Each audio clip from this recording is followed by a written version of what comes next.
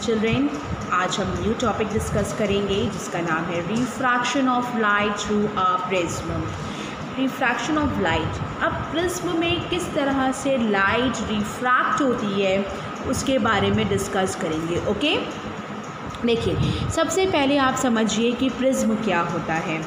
Prism एक है the part of A transparent medium that is located between the two plane surfaces inclined at an angle। एक जिसे हम लोग क्या कहते हैं, प्रिज्म कहते हैं। एक ऐसा ट्रांसपेरेंट मीडियम है जिसे लोकेट होता है between the two plane surface, like that. दो प्लेन सरफेस के बीच में कुछ एंगल बनाते हुए उसको रखा जाता है, that is called the prism. Prism एक ट्रायंगल की शेप का आपको सामने से दिखेगा। Is that clear?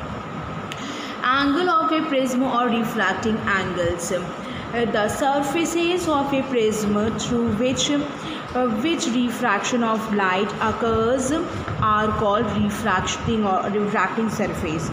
एक ऐसा सरफेस जिससे लाइट रिफ्रैक्ट होती है, this like that, this surface, इस सरफेस से लाइट रिफ्रैक्ट होती है, this is called the refracting, जिसके बीच रिफ्रैक्टिंग एंगल उस सरफेस से जाती है जिसके बीच में जो एंगल होता है, that is called the two refracting surface के जो बीच का एंगल हो, that is called the angle of the prism. अभी हम आपको डायग्राम दिखाते हैं। रिफ्रैक्टिंग एज, रिफ्रैक्टिंग एज क्या है बेटा, कि the line joining both the surfaces is called refracting edge.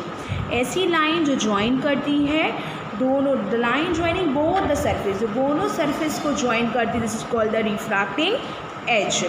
Base of the prism, the surface in front of the refracting edge is called the base of the prism. कि ऐसा surface जो refracting as के सामने वाला होता है, that is called the base of the prism. देखिए principal section, the section of the prism cut by the plane normal to the refracting surface called the principal section of the prism। देखिए अब हम यहाँ पे एक चीज़ बताते हैं आपको। देखिए ये एक प्रिज्म है, प्रिज्म सामने से ऐसे ही दिखता है, ठीक है। ये दोनों क्या हो गया, रिफ्रैक्ट, ये पूरा प्रिज्म हो गया। प्रिज्म की डेफिनेशन यही थी, the part of the transparent medium that is located between the two plane surface inclined an angle is called the prism, ठीक है। फिर क्या है नेक्स्ट, हमने बोला the angle of prism. Angle of prism क्या होता है कि दो रिफ्रैक्टिंग सरफेस हैं जो प्लेन के through a surface refraction of light occurs is called the refracting surface. Refraction of light जिसे पास करती है and between the two plane surfaces, two refracting surfaces is called the refracting angle या angle of the prism। refracting edge क्या हुई, जिसमें edge मतलब sides, line joining, ये line join करें ना, ये लाइन पूरी की पूरी जो लाइन ज्वाइन कर दी जाती है, the line joining both the surfaces, दोनों सर्फेसेस को मिला के, एक ये सर्फेस है एक ये सर्फेस, इनके बीच की लाइन सबको ज्वाइन कर दिया गया है, is called the refracting edge. Base of the prism, जो सरफेस है, जो ये सरफेस है, इसके सामने रिफ्रैक्टिंग एज के सामने का जो पोर्शन होता है, that is called the base of the prism, that is called the base of the prism, this is called the base of the prism. Principal section, the section of the prism cut on the plane normal to the, इसमें plane जो है normal आता है, normal to the, एक ऐसा refracting surface में normal line आती है, ये नॉर्मल आ रही ना, normal to the refracting surface called the, ये क्या हो गया, इसका प्रिंसिपल सेक्शन हो गया। प्रिंसिपल एक्सेस कहते हैं ना, प्रिंसिपल एक्सेस, प्रिंसिपल सेक्शन, यही इसी पे रिफ्रैक्टिंग हो गई, एंड दिस कॉल्ड, ये इसका रिफ्रैक्शन हो गया, प्रिंसिपल सेक्शन हो गया। ये वाला नॉर्मल आ रहा है इधर, तो ये इसका प्रिंसिपल सेक्शन हो गया। तो आप देखिए एक इंसिडेंट रे, इसको हम बनाने का आपको तरीका दिखाते हैं। देखिए आपको हम शॉर्ट में दिखाते हैं। देखिए जैसे एक ट्रायंगल बनाया हमने, ठीक है। ट्रायंगल बनाने के बाद नीट एंड क्लीन डायग्राम हमारा बना हुआ है, इसलिए बस हम यहाँ पे सब दिखा रहे हैं। यहाँ से लाइट क्या हुई, देखिए रेयरर से डेंसर में जा रहे हैं, तो क्या हो गई, ये है आपका normal, it's bends towards the normal, जो बेंस टूवर्ड्स नॉर्मल होती है तो यहाँ आ गई। फिर उसके बाद यहाँ पे एक और नॉर्मल हो गया, जनरेट हो गया। तो उसके बाद क्या हुआ कि जब आप डेंसर से रेयरर में जाएंगे, इस away from the normal, normal से दूर हट जाती है। Is that clear?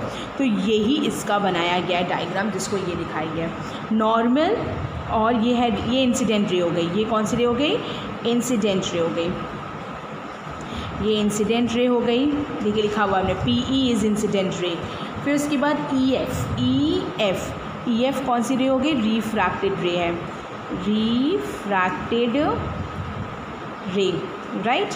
और उसके बाद देखिए FC क्या हो गई? इमर्जेंट रे।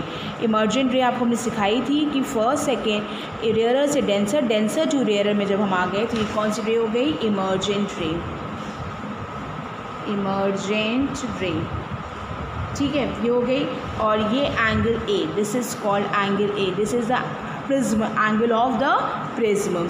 I जो हो गया एंगल ऑफ इंसिडेंस। देखिए angle A is angle of the prism, angle I is angle of incidence, angle R is angle of refraction, angle E is angle of immersion, angle D is angle of deviation. देखिए angle of emergent, ये incidence हमें बता दी, ये हो गया, ये refraction हो गया। जब इधर गया तो ये जब लाइन आई तो ये आपका हो गया इंसिडेंट एंगल यानी R', और उसके बाद अवे फ्रॉम द नॉर्मल जब हो गई तो ये क्या हो गया? E हो गया, यानी इमर्जेंट एंगल। Result clear? ये इमर्जेंट एंगल हो गया है, तो एंगल ऑफ इमर्जेंट लिखते हैं। अब डेविएशन एंगल क्या होता है? जो एंगल ऑफ डेविएशन लिखा है हमने, ये क्या होता है? देखिए इंसिडेंस एंगल को, इंसिडेंट रे को आगे की तरफ बढ़ाया गया और इमर्जेंट रे को जब पीछे की तरफ बढ़ाते हैं, जहाँ भी जाके दोनों इंटरसेक्ट करते हैं, that is called the angle of deviation. Angle of deviation को D भी कहते हैं या डेल भी कहा जाता है, ठीक है। Angle of deviation is called D या डेल। देखिए तो लिखा हुआ है the angle form between the direction of the incident ray and the emerging ray is called as the angle of deviation. It is denoted by del. कि क्या है? जो ऐसा एंगल जो इंसिडेंट एंगल की इंसिडेंट रे की direction में है एंड एमर्जिंग रे की डायरेक्शन में is called the angle of deviation, ठीक है। अब उसके बाद क्या है? एंगल ऑफ डेविएशन में बता रही थी डिनोटेड बाय डेल्टा, और लिख सकते हैं कैपिटल D भी लिखते हैं इसको, क्लियर। अब आता है angle of minimum deviation. The value of angle of deviation increases, इतनी इंक्रीज हो जाए, further increasing on the value of incidence, increasing हो जाए angle of incidence, the this minimum इतनी इंक्रीज हो जाती है कि एंगल ऑफ डेविएशन इंक्रीज होते होते वो भी इंक्रीज़ कर रही है और एंगल ऑफ इंसिडेंस भी इंक्रीज कर, दिस मिनिमम एंगल, एक मिनिमम एंगल मिलता है, दैट इज़ कॉल्ड द, इसको कहते हैं angle of minimum deviation. It is denoted by del M, okay. तो ये हो गया एंगल ऑफ डेविएशन। तो ऐसा एंगल ऑफ डेविएशन का मतलब होता है इतना इंक्रीज़ किया जाए कि जो इसकी वैल्यू है कि मिनिमम हो जाए, डेल्टा की वैल्यू इंक्रीज़ किया जाए। जैसे कि क्या है? Angle of deviation increases further on increasing, देखिए लिखा हुआ है further on increasing the value of angle of incidence, further on increasing the angle of incidence. ये देखिए the value of angle of deviation, एक एंगल डेविएशन क्या कहलाता है? इंक्रीजेज, इंक्रीज़ कर रहा है कब? Increasing the value of incident, angle of incidence भी इंक्रीज़ करता है।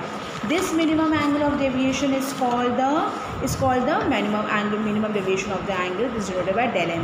प्रिज्म फॉर्मूला होता है children, refractive index n is equals to sine A plus delta M upon 2 या sine upon whole divided by sine A upon 2। Delta M is called the minimum deviation, A is called the angle of the prism, N is called the refractive index of the material of the prism. Deviation, ये ध्यान रखिएगा इस prism फॉर्मूले में, ये आपको आगे की क्लास में यानी 11th क्लास में बहुत यूज़फुल रहेगा ये फॉर्मूला, ठीक है। इस पर आप लोगों का प्रैक्टिकल भी रहता है, प्रैक्टिकल भी करने को मिलेगा क्लास 11th क्लास में, ठीक है। आगे देखिए the deviation from a thin prism का deviation, if the angle of refraction for a prism is too small, यानी ए की वैल्यू बहुत ही कम हो गई है, दैट मीन्स 5 डिग्री हो गई, such a prism is called the thin prism. The minimum the angle, इसको इसका कहते हैं थिन प्रिज्म कहते हैं। The minimum angle of deviation for a thin prism is del M is very small, यानी कि sine A plus del M upon 2 बहुत ही small. Sign में ए की वैल्यू, साइन अगर 60 डिग्री हो प्लस 30 कुछ भी होता है अपॉन करते हैं तो उसकी वैल्यू भी स्मॉल निकलती है, और साइन ले लेंगे तो और ही स्मॉल हो जाएगी। दैट मीन्स इसको पूरा इक्विवेलेंट कह सकते हैं। This is equivalent to A plus del M upon 2।